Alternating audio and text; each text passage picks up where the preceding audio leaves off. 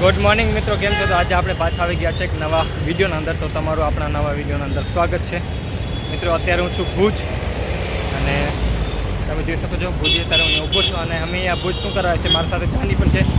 જાની આવી છે કે જોયું તમે. અને મિત્રો આપણે આજે આવ્યા છીએ આ પછી શેઠના ઘરે જવાનું છે. તમને ખબર છે કે હું જે વાડીમાં કામ કરું છું તે શેઠ અમને બોલાવ્યા છે એમના ઘરે. તો હમણાં જ થોડીક વારમાં અમને કોઈ અહીંયા લેવા આવશે, પછી જશું અમે એમના ઘરે. પછી એમના ઘરેથી કંઈક માલ સામાન થોડુંક ઉપાડવાનો છે અને એ આપણે વાડી લઈ જવાનો છે. તો એ બધું આજના બ્લોગના અંદર તમને જોવા મળશે. બ્લોગના અંદર તમે કન્ટિન્યુ બના રહેજો, ઠીક છે? આવો છે કંઈક અહીંયાનો નજારો તમે જોઈ શકો છો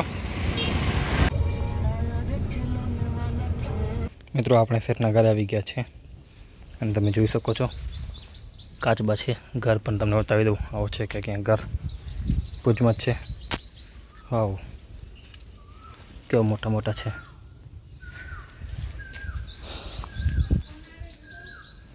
આવો છે કે એનો નજારો તમે જોઈ શકો છો.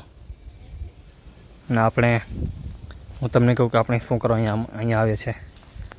તો મિત્રો આપણે આવે છે અહીંયા આ જો ડ્રેગન ફ્રૂટના જે થાંભલા છે, જે ડ્રેગન ફ્રૂટ છે તે આપણે લઈ આવવાના છે વાડી, અને વાડી વાવવાના છે. 10 થાંભલા છે, જોઈ શકો છો. 1 2 3 4 5 6 7 8 9 ને 10 છે. તો 10 આપણે કાઢીને લઈ જવાના છે વાડીમાં, અને વાડીમાં લગાવવાના છે. આ પણ ભેગા લઈ જવાના છે. આની બાજુ તમે જોઈ શકો છો આવો છે આ ગાર્ડન, ઝાડ વાવ્યા છે. આવું છે કે ક્યાં કોલોની છે. એ નાની બાજુ છે ડુંગર, ભુજ્યું ડુંગર. મિત્રો થાંભલા ઉપરથી રીંગો કાઢ્યો, અમને એમ લાગ્યું કે આસાન છે, પણ તો આસાન નથી. આ રીંગોમાં ઘણું બધું વજન છે, 80 કિલોથી પ્લસ વજન છે.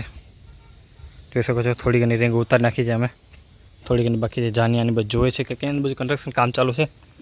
જો અરે વાવ, તો આજે મિત્રો કોલોની બને છે અહીંયા. મને લાગે છે કે કંઈક મોલ બોલ બને છે મિત્રો. ઘણી બધી છે.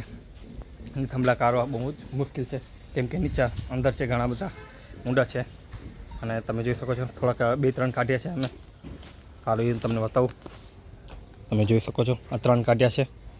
કાઢવાનું કામકાજ ચાલુ છે, જોઈ શકો છો. આવું છે કાંઈક આ કાઢવાની કંઈ પ્રોસેસ. મિત્રો આજે ગરમી ભયંકર છે, બહુ એટલે બહુ ગરમી છે. 3 બાકી રહે છે, 3 થાંભલા બાકી રહે છે. ચાની તો હાલત ખરાબ થઈ ગઈ છે. અને મિત્રો હવે પ્લાન એમ છે કે હવે ખાવા જઈ રહ્યા છે, તો આ 3 પછી કાઢવાના છે. તો હમણાં હાલો હવે જમતા આવી. જાણે કે જમવા નથી આવું, થાંભલો તોડી નાખ્યો. આ કાઢીને જ જશું હવે. આ જોઈ શકો છો બંગલો શેઠનો, ને આપણી બોલેરો મેક્સ પિકઅપ.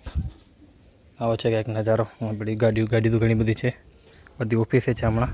મિત્રો જમી કરીને આવી ગયા છે સેલનો રસ પીવા માટે. જોઈ શકો છો બેઠા છીએ અમે અહીંયા. જાની આયરો મારે એટલે ગાડી લેવી છે. જાનીનો ગાડી લેવી છે, અહીંયા પડી છે. કઈ ગાડી? બોલેરો ગાડી ને? તું બતાવો તો. સામે પડી ગયો. હા હા જોયું. હા જોઈ. મિત્રો ઠંડો શેરડીનો રસ આવી ગયો છે. તમે જોઈ શકો છો આપણે જે ડ્રેગન ફ્રૂટના થાંભલા અને ડ્રેગન ફ્રૂટના જે રીંગો લઈ આવે છે એ બધી આ પડી. અને આ જે ડ્રેગન ફ્રૂટ એ આપણે અહીંયા વાવવાના છે, પરંતુ આ થોડા ખાડા નાનકડા છે, તો ખાડા આપણે મોટા કરવા પડશે. જો આ થાંભલા આટલા ઊંડા જવા જોઈએ અહીંયા સુધી.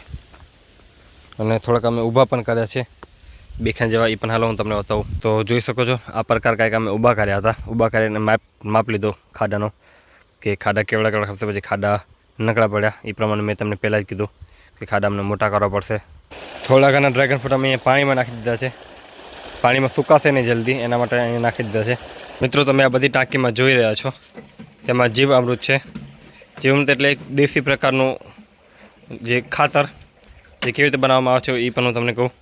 આમાં કાંઈ નથી હોતું. આમાં આપણે કેમ છાશ બનાવી એવું ટીનેજર નાખવાનું આવે. પછી 2 કિલો ગોળ અને 2 કિલો છાશ. જાની ખોલાને બતાવો.